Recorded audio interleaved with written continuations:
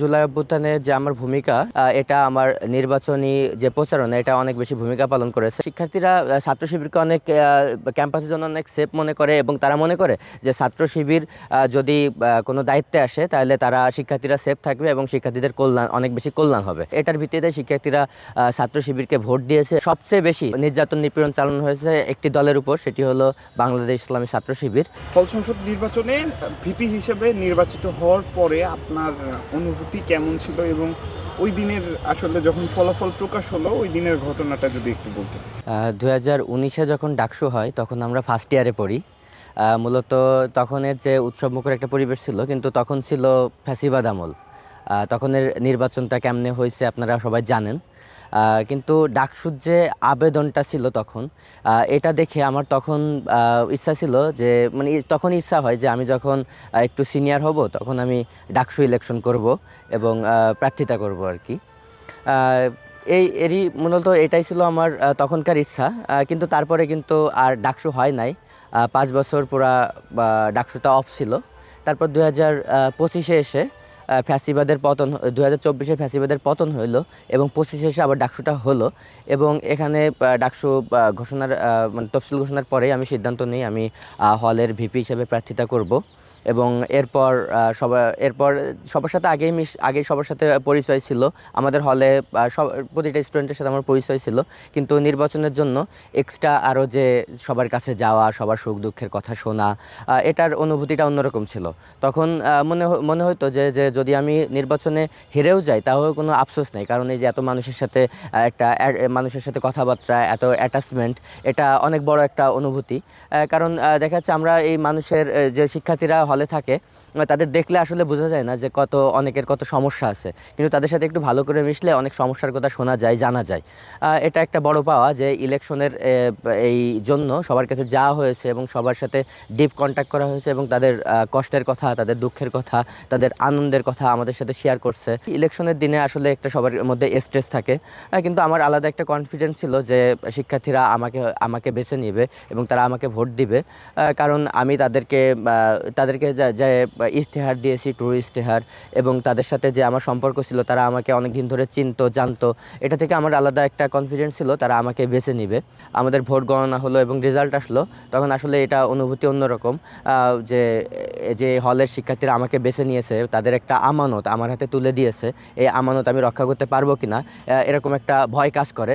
সেজন্য আমি মহান আল্লাহর দরবারে ফার্স্টে শুকরিয়া আদায় করি যে আল্লাহ এই শিক্ষার্থীদের যে আমানত আমার হাতে তুলে দিয়েছেন, এবং আল্লাহর কাছে আমি দোয়া চাই যেন আমি এই আমানতটা ঠিকভাবে রক্ষা করতে পারি এবং শিক্ষার্থীদের কল্যাণে কাজ করতে পারি।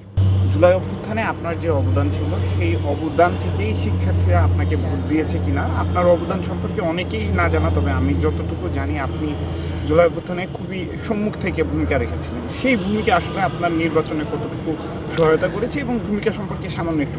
আমি মনে করি জুলাই অভ্যুত্থানে যে আমার ভূমিকা এটা আমার ইলেকশনের যে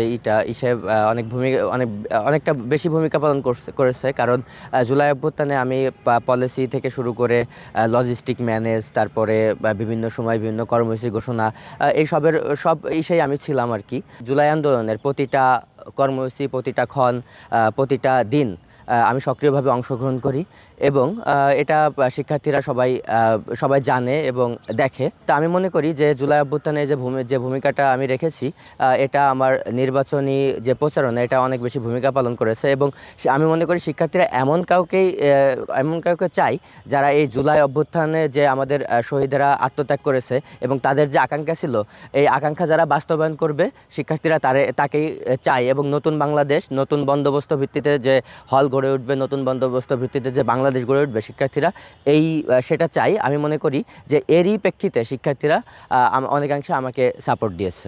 আমরা দেখছি ক্যাম্পাসে শিবির ভূমিধস জয় পেয়েছে, যেখানে ছাত্রদলের মতো বৃহৎ সংগঠন, কেন্দ্রীয় যে ছাত্র সংসদ, সেই জায়গায় একটি পদও তারা নিতে পারেনি। এই জয়ের পিছনে আসলে কি কারণ হতে পারে, বা ছাত্রদলের পরাজয়ের পিছনে কি কারণ হতে পারে বলে আপনি মনে করেন? আমি মনে করি যে ছাত্র শিবির বিগত ফ্যাসিবাদ আমলে আপনারা দেখেছেন যে সবচেয়ে বেশি নির্যাতন নিপীড়ন চালানো হয়েছে একটি দলের উপর, সেটি হলো বাংলাদেশ ইসলামী ছাত্র শিবির। ওদের স্বপ্ন পূরণে পাশে থাকতে পেরে আমরা গর্বিত। এমন কোনো নির্যাতন অত্যাচার নেই যে তাদের উপর চালানো হয় নাই। আমি মনে করি যে এই যে এত কিছু বা এই এত নির্যাতন অত্যাচার সহ্য করে যে তারা টিকে থেকেছে এবং এই ফ্যাসিবাদের বিরুদ্ধে যে প্রতিবাদের আওয়াজ তুলেছে, এবং এই ফ্যাসিবাদ আপনারা হয়তো জানেন যে এই ফ্যাসিবাদ যে পতনে ছাত্র শিবিরের একটা অন্যতম বড় ভূমিকা পালন করেছে। এবং ফ্যাসিবাদ পরবর্তী যে ৫ই আগস্টের পরবর্তীতে ছাত্র শিবির ক্যাম্পাসে অনেকগুলা প্রোগ্রাম করেছে যেগুলো অনেক অ্যাট্রাকটিভ ছিল।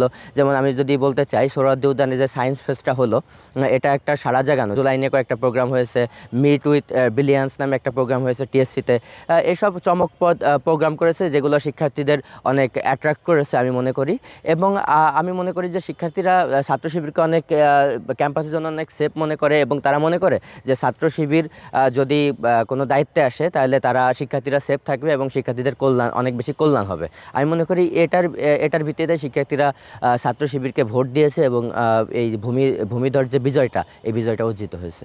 সর্বশেষ আর কিছু যোগ করবেন আপনার ক্যাম্পাস বা হলের শিক্ষার্থী বা অন্য কোনো বিষয় নিয়ে সর্বশেষ কি বলবেন? হ্যাঁ, এখন ভিপি হিসেবে নির্বাচিত হয়েছি, দায়িত্ব অনেক বড় দায়িত্ব।